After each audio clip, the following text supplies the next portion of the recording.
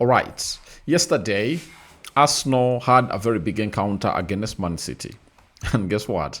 It ended in favor of Man City 2-1.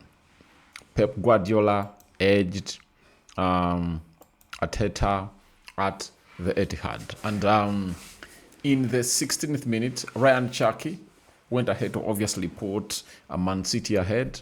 Then 2 minutes later, Kai Havertz went ahead to obviously level up. And then Erling Haaland, 65th minute, went ahead to obviously put this team to where it was supposed to be, all back to really leading terms. Welcome to this channel. Smash the like button, comment, and share. If you're watching us for the very first time, endeavor to subscribe to this channel so as not to miss out on stories that we do upload in here on a daily. Rokani David is my name, and hope you guys are really having super fun. And I want to let you know that I've gone ahead to put this out late because yesterday I really had a lot of engagements. Came back tired, had a studio session in there for you.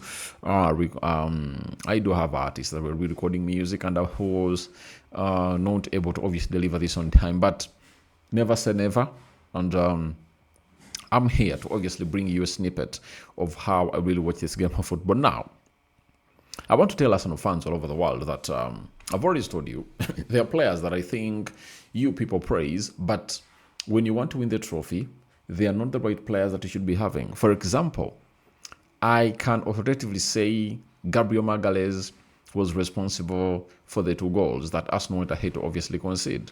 First goal, you saw how they skipped past him. Second goal, marking Erling Haaland, the way Erling Haaland went ahead to obviously shield him and obviously went ahead to really score that goal. Indeed, it really spoke volumes to the club of Arsenal in there for you. And if I'm Arsenal, I have to revisit my transfer list on who I'm supposed to bring in through, because I understand he has gone ahead to score goals for Arsenal, but ask yourself, when you're building from behind as a club of Arsenal is supposed to be, is he comfortable on the ball? That is it. His game reading skills have to be questioned, especially for the second goal. You understand? And he also lost his head in the due course of the game. You know that very well. When the club of Arsenal went ahead to obviously get to game losing terms, you remember exactly what happened in between him and Erling Haaland. At a certain point, he tore his shirt. So it doesn't really add up. And I think Arsenal should find another left back who gives you everything. Like, technically gifted, he has the energy or the physicality, and he can obviously mark and really read the game very well, better than him. I think yesterday, Arteta got everything right. For me, he got everything of his right. But what went ahead to obviously do bad to him was exactly what Gabriel Magalhaes did, and I think he's one of those players that people aren't really even talking about, but he should be questioned. In a game of this magnitude, how do you dare choose a personal fight over the team's responsibility to not really lose this game? I just don't understand it, But after the result, lots of things have gone ahead to be said about how Arsenal have gone ahead to bottle the league. I really understand that they are not where they're supposed to be. Because when you look at the Premier League, it's decided on goal difference. Not head to head. That's what I know. And it's decided on goal difference. If teams tie on points, right now, Arsenal is having 70 points and Man City is having 67 with a game in hand. In the midweek, they are playing, and Man City has a goal difference of 29. Arsenal has a goal difference of 26. Now, Arsenal is left with 5 games. City is left with 6. Now, it's who scores the most number of goals. And whoever does so will find himself in a position of really winning this trophy. But that doesn't mean that Arsenal will win all its remaining games. That is it. Doesn't mean that City will win all its remaining games. They might draw and all do anything. But the most important bit of it all is that let's see who does what in what match. You understand? And for the supporters of Arsenal, I know many really got angered, but no need to obviously get angered.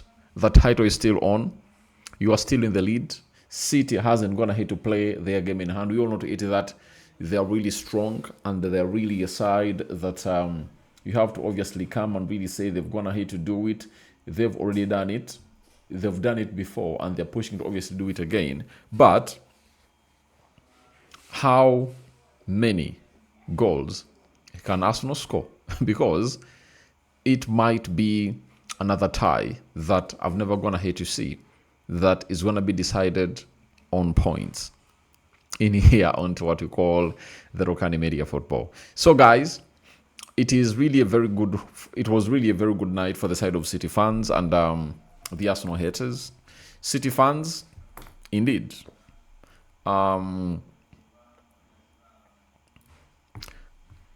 City players put out a show. But it goes back to what I've always gone ahead to tell Arsenal, that they need a player who can open up defenses from the out wide areas of the pitch. Like how City has Semenyo, especially the likes of Ryan Chaki. Arsenal needs to get in a player who can do that for them. Because when they're really blocked in the mid of the pitch, they have no option. You understand? As a tried out, but I think they deserve someone more electric who can obviously turn out things and really turn them to be right. Because they lack that flair. They lack that flamboyant player. And that's what I tell you, that if at all I'm Arsenal, PSG's Kvisha Kvaratskhelia,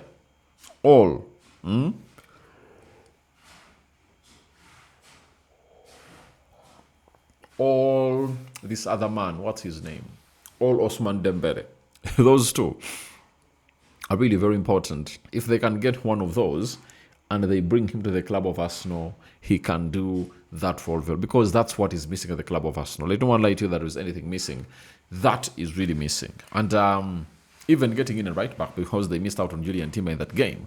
You saw that Arsenal really looked better when Odegaard was here, you know, and for everyone who was like, Declan Rice should be the captain, he's doing everything. You saw how Arsenal struggled most of the games without Martin Odegaard and Declan Rice on the field of play. But with Odegaard, you are assured of composure, ball intention, and obviously that creativity. You know, those lining breaking passes from him as a player are really some of the services that you miss out when not having him. And he really created some good chances, and I think he went ahead, obviously created a very beautiful chance for Kai Havertz, and Kai Havertz went ahead, obviously miss out onto that encounter in there for you. So games of football will proceed, and we are here to wait and see how things will pan out into this particular race, that is the title race. So guys, feel free to obviously do the needful, and I would call in for everyone who really has a question or what you call a reaction to this video. But please continue